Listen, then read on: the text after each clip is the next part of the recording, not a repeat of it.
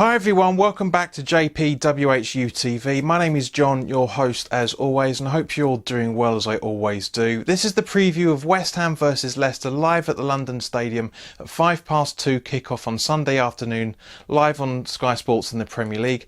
As always, this video is sponsored by the channel sponsor 3retro.com.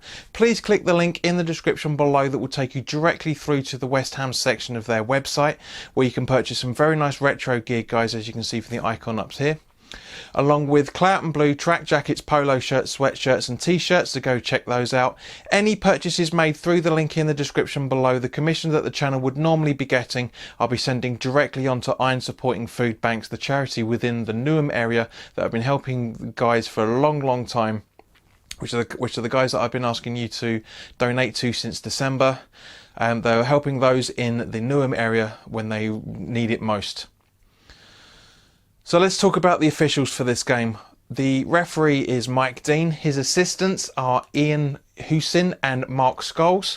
The fourth official is Simon Hooper. On VAR is Michael Oliver, and his assistant is Dan Cook. So guys, to be completely honest with you, I was feeling quite optimistic about this fixture until I saw the officials.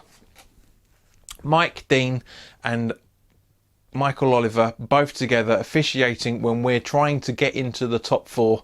It's not a good sign in any shape or form.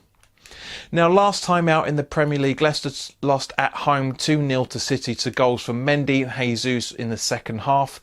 From a neutral's perspective, I genuinely think that Brendan Rodgers lost the game with a double substitution that he made in the second half, as it was very defensive, and it made Leicester sit back a little bit more, and as a result, City went a lot more attacking.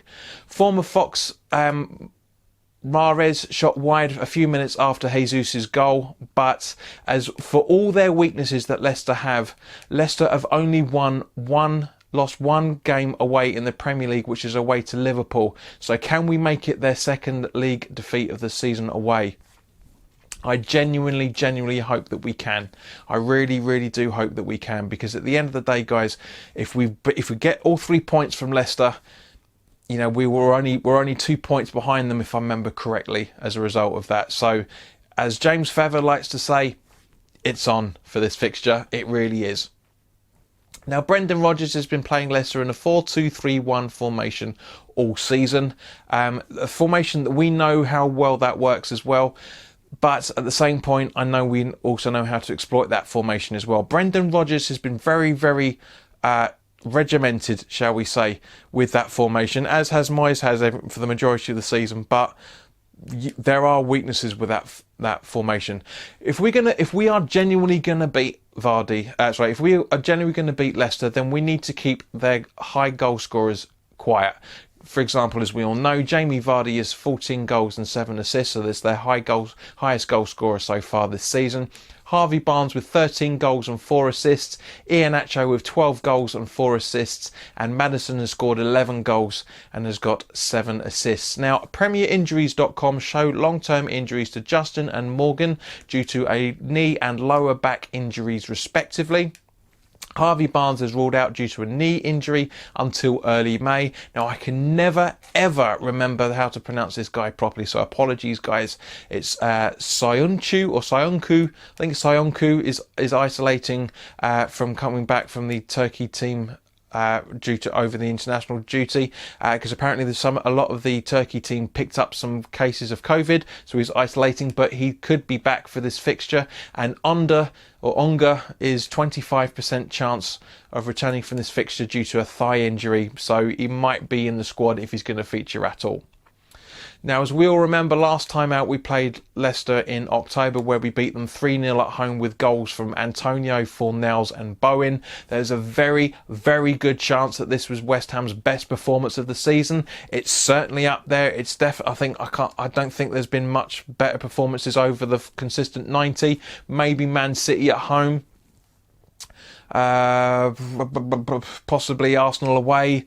I don't know. Give me your thoughts, but definitely it's in the top three for me. And this is definitely Cresswell's best performance of the season so far. You know, he had a fantastic start to the season. Was getting many assists. Was the assistant for Fornals' goal, if I remember right. And I think he assisted another goal as well, for that matter. So, you know, it is a very, very good chance that we've got some very, very good talent coming back into this side in terms of Leicester, because we love beating Leicester as a fan base, and it seems as a club we also enjoy beating them as well.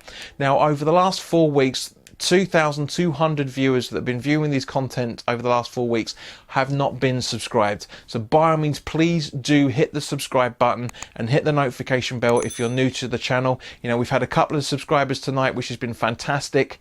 Sorry, Wednesday night, I should say, when this is being recorded, which is fantastic.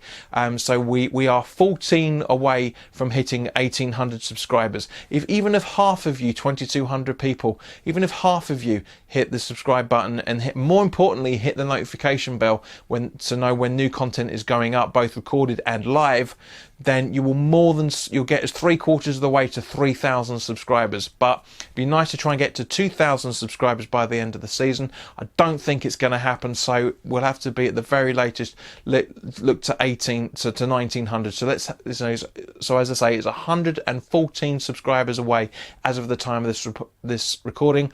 I know you guys can do it. I've got faith in you. I love you all. Without this channel, you guys that you give me, the support that you guys give me, this channel wouldn't be what it is. So thank you to everybody. But please do subscribe. Turning to West Ham, now, as we know, on Monday night we beat Wolves at Molineux for the first time since August of 2009 in the Premier League, when they got relegated. We beat them 3-2 with fantastic goals from Lingard, Fornals and Bowen. Watching the replay before going live early on Wednesday night prior to this recording, I didn't notice that Fornals had back-heeled the ball to Soufal, who passed it on to Lingard. You know, I didn't notice Fornals in that build-up when we were watching the game live. So it was brilliant. It was just what a run from Lingard, right from our own half down all the way down the end of the pitch, and scored a fantastic goal. Credit to Fornals and Masuaku as well, that were awake and alive for Lingard keeping the ball in. Masuaku pounced on the opportunity to get the ball over to Fornals, and it's 2-0. Bowen with a fantastic goal again as well. It's been a while since he scored, but it was a brilliant run from him. Could have scored a lot earlier when he had the ball, but some people saying he was fluffing his lines a little bit, not keeping the ball too well. But me personally, I genuinely think he was just thinking about it and picked his right moment. And what a time. 3-1 up at half time. Now, as I said, for both goals I reckon that we conceded, regardless of how brilliant the assists were from Traore for Dendonker's first, and then Neto to Silva for the second, I do genuinely think that Diop could have jumped a little bit higher and maybe a little bit earlier to get that goal out of Dendonker's way. And for the second goal, I genuinely think our midfield and defence just disappeared. It just we looked like we were the Red Sea. We parted like the Red Sea. It was unreal. Great assist from Neto over to Silva because he noticed that. But if we had been a little bit tighter and a little bit stronger in our defensive procedures for that and the spacing, how many times, guys, have I said over the last 2 to 3 years now about our spacing? But it is what it is. But we came away with the 3 points, and that's the more important thing. But conceding 5 goals in 2 games is not good. From any club's perspective, it's not good. Now on Wednesday morning, the annual the open training session was live streamed on Facebook and YouTube. So we didn't get to see a huge amount, which is completely understandable. You know, Moyes likes to keep his cards very close to his chest, which is why we didn't get to see a lot. But it was good to see Ogbonna doing some light training. You know, cheekily had a header goal just towards the end of the stream. Nice to see Ben Rama doing some shot practice with Alan Irvine and Nathan Trott in goal.